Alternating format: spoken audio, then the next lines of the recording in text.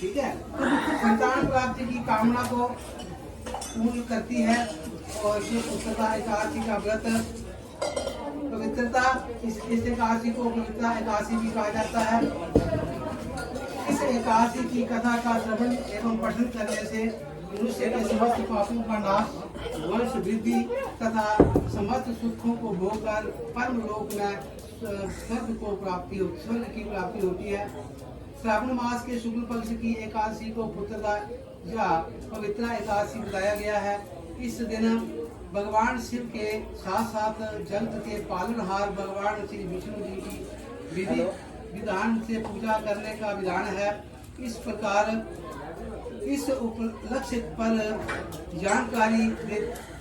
जानकारी के लिए बताया गया है कि व्रत को करने से वाजपेयी यज्ञ का फल मिलता है एवं भगवान विष्णु अपने भक्तों की सभी मनोकामनाओं को पूरी करते हैं। संतान प्राप्ति की कामना के लिए इस व्रत को अमोघ माना गया है। इस व्रत को करने वाले भक्तों को न केवल स्वास्थ्य की प्राप्ति होती है बल्कि उनको दीर्घायु संतान की प्राप्ति भी होती है, बल्कि उनके सभी प्रकार के कष्ट भी दूर हो जाते हैं।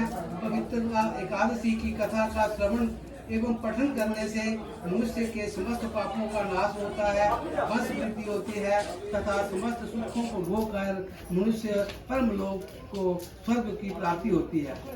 पंचांग के अनुसार श्रावण माह के शुक्ल पक्ष की एकादशी तिथि 26 अगस्त को देर रात 12:08 से शुरू हो रही है।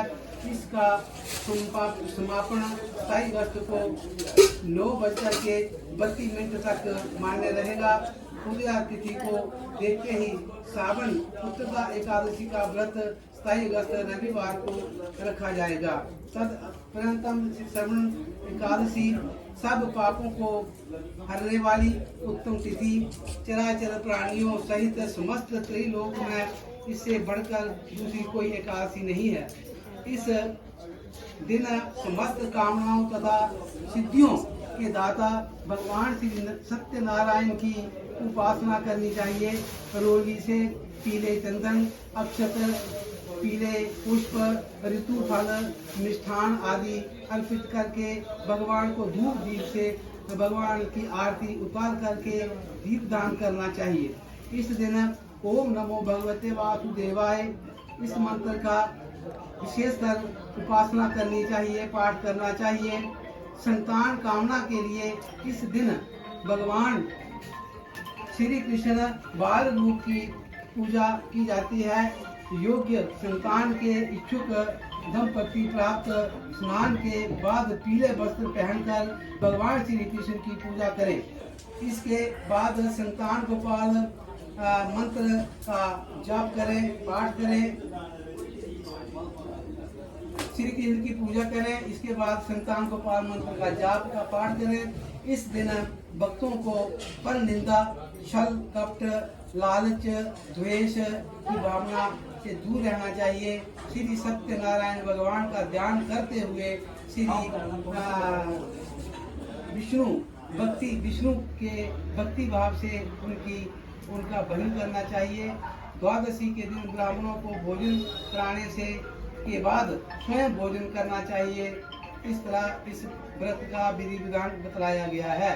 तदपरंत कथा के अनुसार द्वापर युग के प्रारंभ का समय था।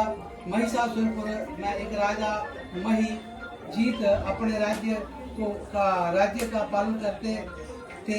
निसंतान होने के कारण राजा बहुत दुखी रहने लगे। प्रजा से राजा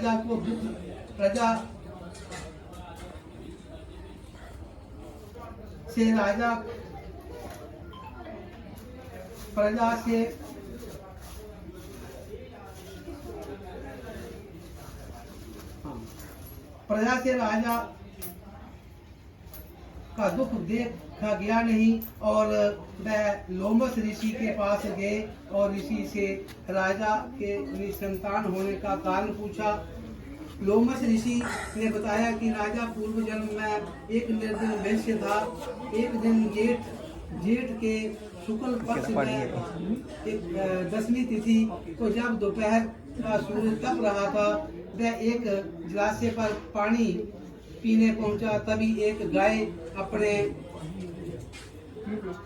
बछड़े सहित वहां पानी पीने आ गई। वेश्या ने पानी पीकर प्यास बुझाई और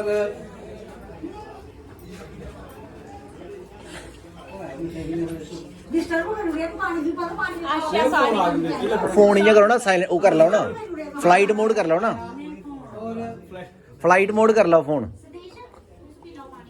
सहित अपने गाय के अपने बछड़े सहित अपनी कोई डिस्टर्ब करी जा रहा पानी पीने आ गई। वैसे ने अपनी पानी पीती हुई गाय को हाँक कर दूर से हटा दिया और स्वयं पानी पीकर प्यास बुझाई। उसी पाप कर्म के कारण राजा को निसंतान रहना पड़ा। लोमस ऋषि ने उन लोगों से कहा कि अगर आप लोग चाहते हैं कि राजा को संतान की प्राप्ति हो तो श्रवण शुक्ल पक्ष का व्रत रखें और द्वादशी के दिन अपने व्रत का पुण्य राजा को दान कर दे दें। राजा के शुभ चिंतकों ने ऋषि के बताए विधि के अनुसार व्रत किया और व्रत के पुण्य को दान कर दिया। इससे राजा को सुंदर एवं स्वस्थ पुत्र की प्राप्ति हुई। मान्यता है कि जो भी व्यक्ति निसंतान है वो व्यक्ति यदि इस व्रत को शुद्ध मन से पूरा करे तो अवश्य ही उनकी इच्छा पूरी होती है और उसे संतान की प्राप्ति होती है। इस तरह से इस व्रत का विधि विधान से पूजन एवं हवन पूजन व्रत आदि करके इसका उद्यापन करना चाहिए। तदुपरांत इसका निसंतान लोगों को पूर्ण फल की प्राप्ति होती है। बोलिए सच्चिदानंद भगवान की जय। आरती आरती।